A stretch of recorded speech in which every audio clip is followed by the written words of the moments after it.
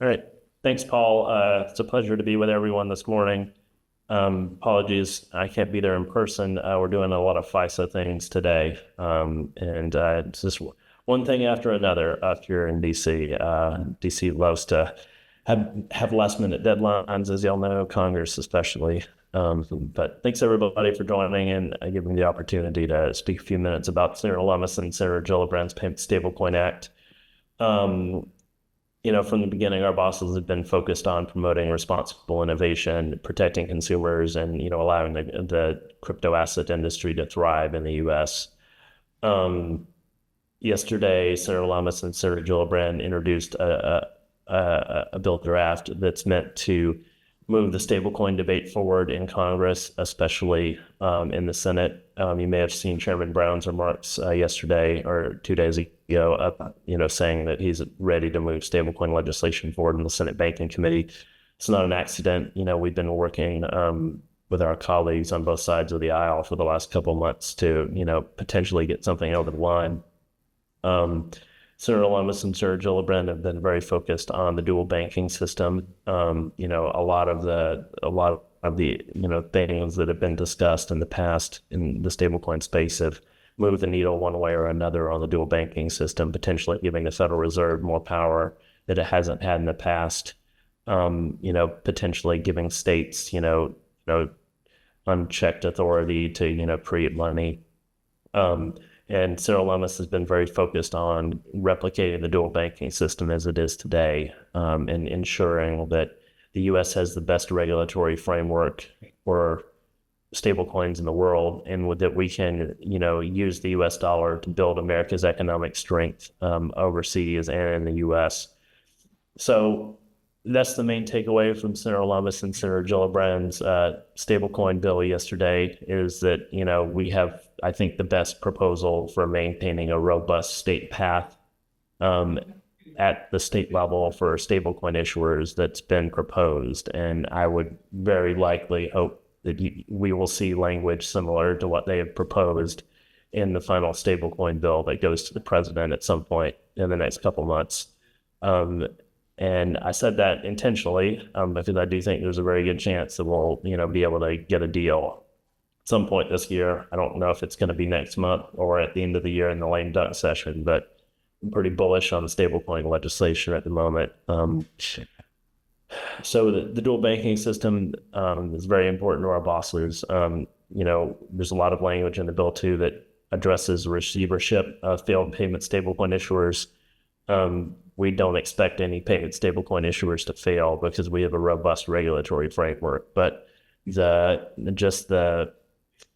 reality of the situation is you're not going to see big money investors, or Wall Street get involved in the stablecoin space unless they have assurances that if something does go wrong, in the unlikely event it does go wrong, they'll be able to get the money back. So we have this receivership thing in place with the hopes that it's never used, but it's just meant to promote confidence in the stablecoin system.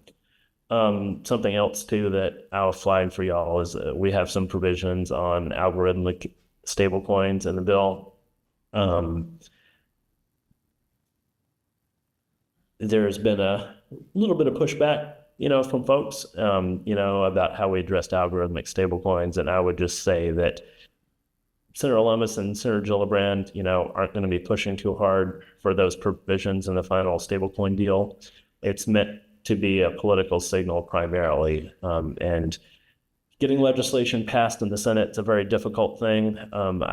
We have to do certain things to move the ball forward in certain areas. And, my boss's focus in the beginning and to now has always been passing legislation that will help the crypto industry. And sometimes we have to do things to move the ball forward that aren't exactly obvious to, folks that aren't neck deep in the process.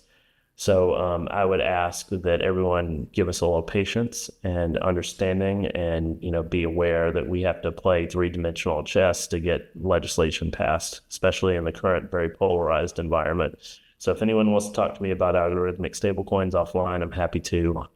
But just be aware that we're trying to actually get legislation passed and not put out just put out a good press release that we can take credit for, and nothing will happen. So we're actually trying to get something done, and it's a lot harder than it should be. But just be really appreciative if everyone takes that into account when they're reviewing the bill. With that, Senator Lummis, his door is always open. Everyone has my email. If you don't, email Paul and he'll give you my email. But I'm happy to talk to anyone at any point about the stablecoin bill, and I'd be happy to take a few questions too. Hey, Chris, it's Amanda Wick. Hi, I hope you're having a great day. Just wanted to. Oh, hey, Amanda. Yeah. I just wanted to ask you in terms of the timing, because I was talking with somebody who has much more real Hill experience than I did yesterday, and their concern was that even if everything went right, just in terms of how much time is left, that the reality of this getting passed is more on the slim side, just from like a logistics standpoint. Is that a concern that even if you guys get the momentum, that just in terms of how much time is left, that it may not be passable? Yeah, Amanda, that's a fair question. I would never bet on any legislation passing Congress, if I had to put my money on it, because, we can barely pass a budget and keep the government open. But I will say that there's buy-in from the highest levels of the White House and the leadership. So it's possible. I think May is probably going to be a really heavy lift, but at the end of the year, the lame duck session in November and December is quite a long ways away. So I think we have time to do it. Awesome. Thank you. Any other questions? Anyone want to talk about algos? Well, I tell you what, but we thank you very much, Chris. It's an important time. Oh, we do have a question. Hold on. Yeah.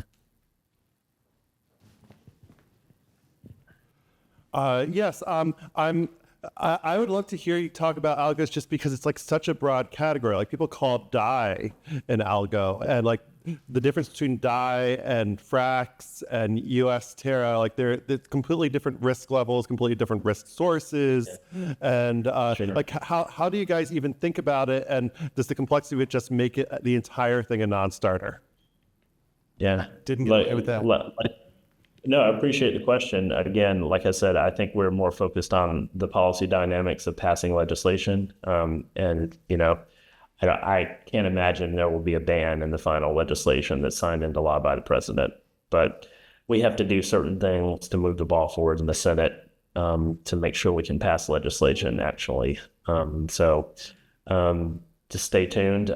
I would ask for patience and ask for everyone to just trust us. And, you shouldn't trust government all the time, but I think you can trust Sylvia. You realize you're talking to a cryptocurrency group here, right? Yeah. Well, if people want legislation passed, they're going to have to bear with us. So, yeah. Well, appreciate your leadership and your hard work. Thank you very much, Chris, for joining on a very busy day for you, I'm sure. All right. Thanks, y'all. Have a good day.